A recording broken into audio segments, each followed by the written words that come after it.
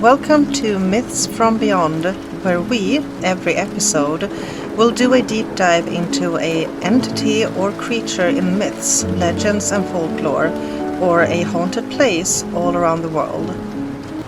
For the first episode, we're going to stay at home here in Sweden and talk about one of our most beloved creatures, the gnome, or as it's called in Swedish, tomten. Small, not taller than 60 centimeters, or 2 feet, strong as 7 men, human-like creatures that was wearing a red cap and grey clothes with a big beard. They often lived around the houses and barns on a farm, but could also live in the house, mills, forges and ships, places where you are dependent on luck during production. The name tomte comes from the word tomt, plot of land. At some places they were seen as the spirit of a farmer that had lived on the farm and loved it so much that the spirit couldn't leave the farm. They were seen as very hard-working, bringer of luck, responsible for the welfare, protection and luck on the farm. He was very strict but fair. Some ways to keep you on his good side was to work hard, keep your house clean, be respectful and gift him porridge on Christmas Eve. They really loved porridge with a big piece of butter in it. It was seen as a sign of respect and gratitude for all the help and luck the gnome was providing to the farm and its animals. Other gifts you could give him was knitted gloves or shoes. The thought of having a gnome on a farm was that it could explain the good and bad luck, encourage responsibility and hard work, and create a feeling of a living home. Some ways to get you on his bad side was being disrespectful, swearing in the barn, being lazy or being wasteful with the hay. There are many stories about the gnome and about how mischievous they could be. They could steal hay from neighbors to favor the farmer he preferred, take hay from one horse to give to his favorite horse, hold down the hay firmly so the barmaid couldn't pick it up and then let go so she fell, or let the cows loose. And this would, of course, cause chaos and quarrels. The gnome was known to have favorites among the animals, often a horse. That horse would be especially healthy and well taken care of. He could become dangerous if the animals was mistreated. The punishment could be anything from a slap across the face to killing the livestock.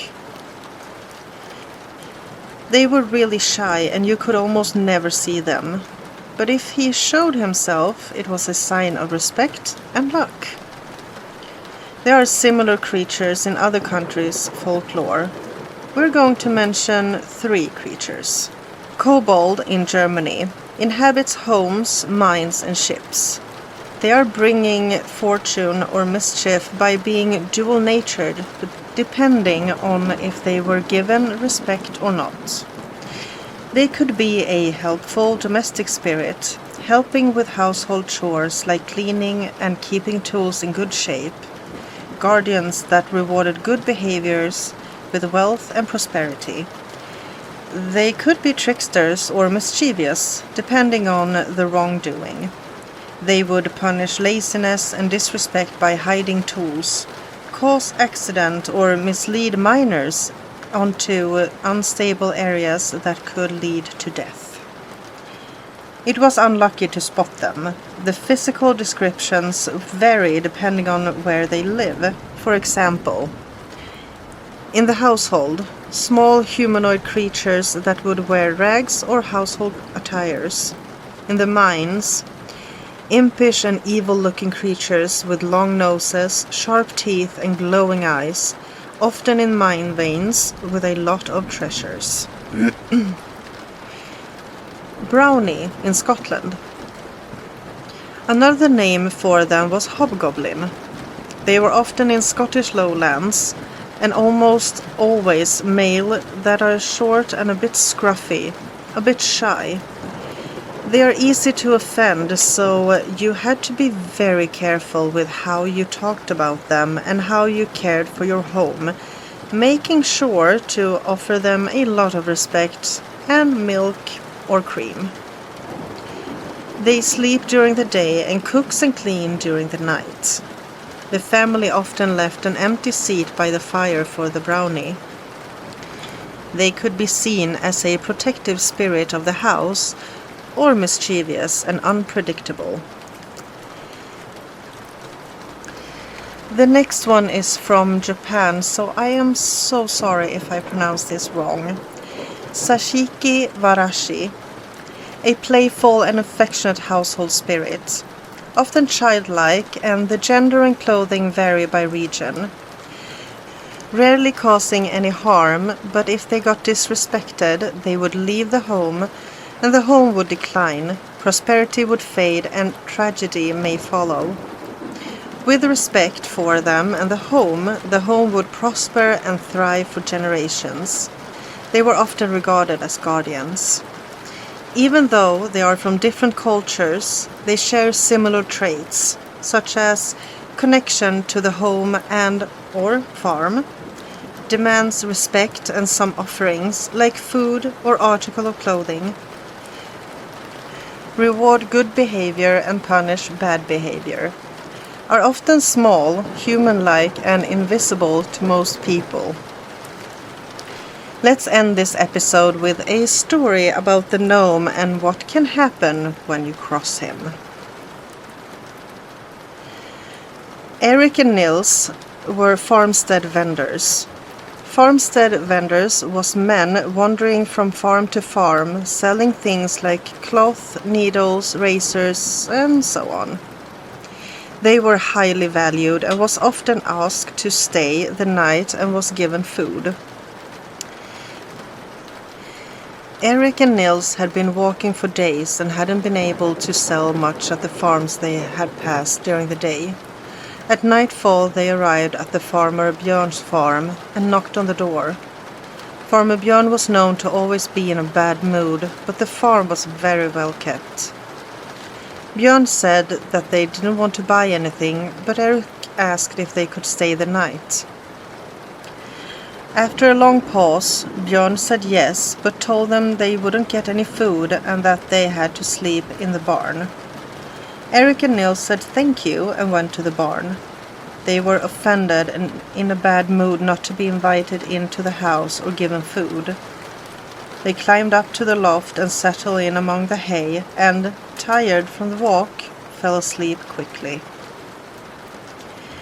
Eric woke up not long after to the farmer coming into the barn with a bowl of porridge. He put the bowl down and left.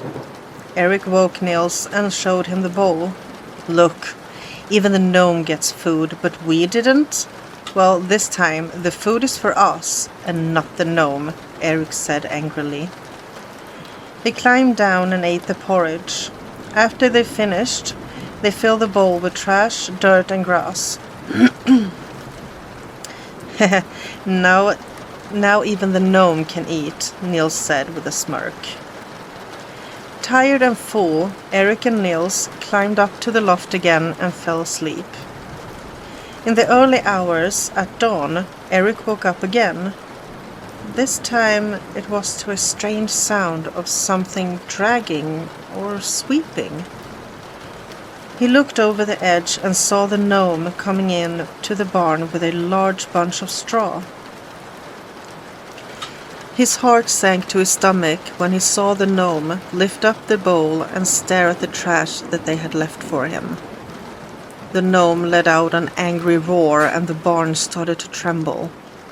Eric let out a frightened yelp and called for Nils, but he didn't get an answer. The roof started to fall in and Eric shielded himself from the beams. After a minute or two it stopped and Eric started to look for Nils. He found him, trapped under a beam, and his legs were crushed. Nils would never walk again, and Eric lost his mind. So, if you hear a rustle under the porch or The crumbs under the table is neatly put in a small pile. Maybe it's a gnome helping you around the home. If you like this and want to hear more myths, legends and folklore from all around the world, please like and subscribe. Until next time, take care.